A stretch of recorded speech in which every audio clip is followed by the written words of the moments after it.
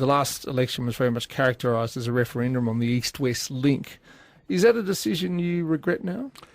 I think the East-West link is a nation-building project. It's very much needed by Melbourne and Victoria as our population grows, as we need to improve productivity and efficiency, decongest Melbourne. And it was recommended originally in 2008 by Sir Rod Eddington to John Brumby. And so I think East-West link is a vital project for Melbourne and Victoria, just the same as we need to improve our metro rail system, and just the same as we need to build an airport rail link. All of those are important, and we were getting on with all of those, as well as widening the Tullamarine Freeway and upgrading the Pakenham-Cranbourne rail line. And I'm pleased the current government is doing both those last two projects.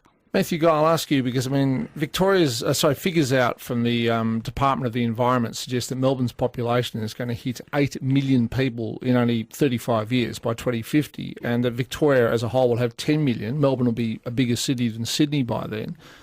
Given, and this is the department that is forecasting these figures, will you go to the next election and recommit to some of these infrastructure projects? For example, East-West link? Tom, I've said a number of times, you can't ignore infrastructure needs to be built in this city. The fact that the current government is paying more money to kill infrastructure projects than it actually has put money into new infrastructure projects is quite bizarre. And in fact, as Dennis has said, our city needs new infrastructure, road and rail. It's not good enough to say we're going to only invest in rail or we're going to only invest in road. You have to have a multifaceted approach to building infrastructure in this state. The East-West link, in my view, if the money's there, should be built, as should a new rail line, whatever the route. Get on with it, for God's sake. Our route, we feel, was better on the southern side of the city, but we need new rail infrastructure in this city. We need an airport rail link. We actually have to have a plan that we stick to for the future, rather than this government coming in. They're setting up an Infrastructure Victoria body. I don't know why. They've made all their infrastructure decisions, but you cannot avoid the fact that this city needs new road and rail infrastructure, and we've got to stop talking, just get on with it. I had a meeting with a property developer last week, and he referred to your term as planning minister, and when you were the Premier, Dr Nabthar, and he said that we've really got to accept that we can't have houses in Balwyn on acre lots, that really we've got to be building townhouses. Now, obviously, he's a property developer, he would say these things, but again, he was saying that if we want people to be able to live with striking distance of the CBD, having medium density dwellings is absolutely the way of the future.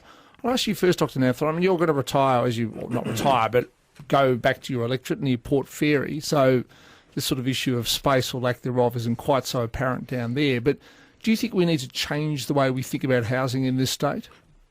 There's no doubt with a growing Melbourne population, a growing state population, we need to rethink about where we live and how we live in Melbourne particularly. People say we don't want further urban sprawl, but at the same time they don't want high density. I actually, where I live in Melbourne, when I come to Melbourne, is in Kensington, in the old Sale Yards abattoir site. Very high density, but good quality living.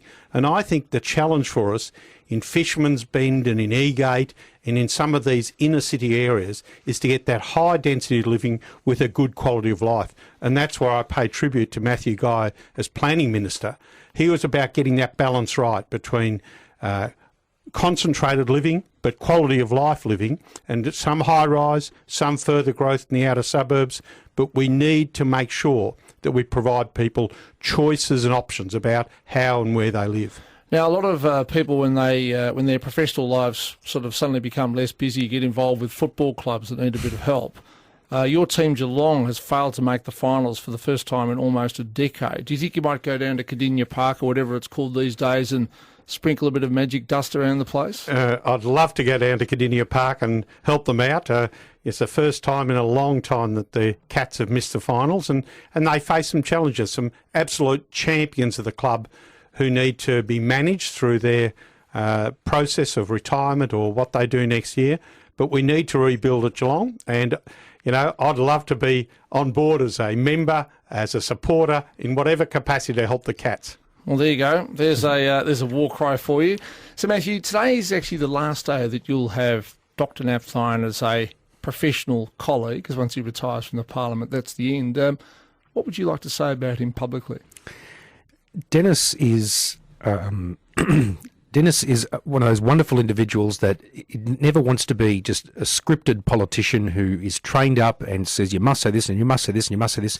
He's always had this wonderful ability to go out and just say it as he believes it, wear his heart on his sleeve, and, just be, in my view, a politician that people really endear themselves to and quite like. And I think Dennis, from what you see... Quite like. Very much so. And what you see in front of the cameras is what he's like behind it. He's a really good bloke. He was a great boss.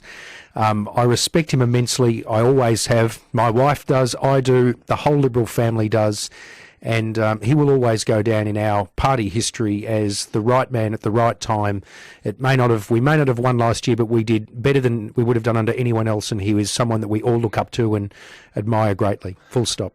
Matthew Guy, I'll speak to you again in 2 weeks. Dr. Nat Tharn, it's always been a pleasure talking to you on the air. I thank you for your time and good luck with this next chapter of your life. Thanks very much, Tom. And can I thank the people of Victoria for their support for me, particularly those in South West Coast and the people across Victoria. I've absolutely enjoyed being a Member of Parliament. It's been an honour and a privilege. And what I'd like to think is that hopefully people will say to me that I worked hard and made a difference.